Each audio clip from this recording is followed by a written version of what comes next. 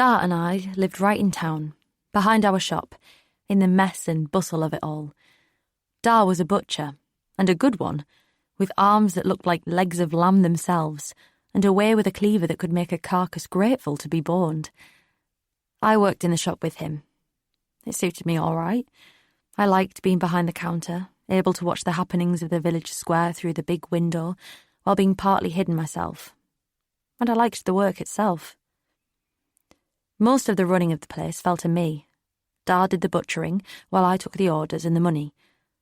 Every day I stood beneath the disapproving portrait of the king that hung on our back wall. Every business had to have one, by law, and counted up our coins, doing all the calculating in my head, which I liked because I took pride in my skill with numbers and the quickness of my mind. As I've said, our village was pretty much like any other.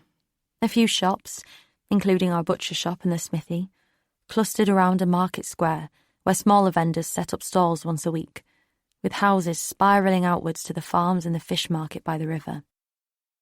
For a village where no one really travelled and where few moved away entirely, we were a diverse lot, as the land had been settled and resettled over hundreds of years, by nomads and hunters and farmers first, then by armies in long-past wars.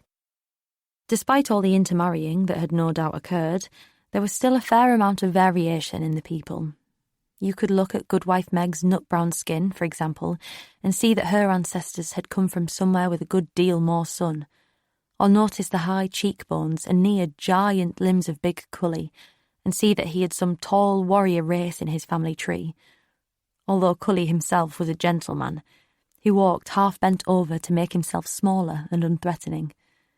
As for me, my mother had skin that was almost golden, and hair as dark as good tobacco, but somehow Dar's paleness had won out in me.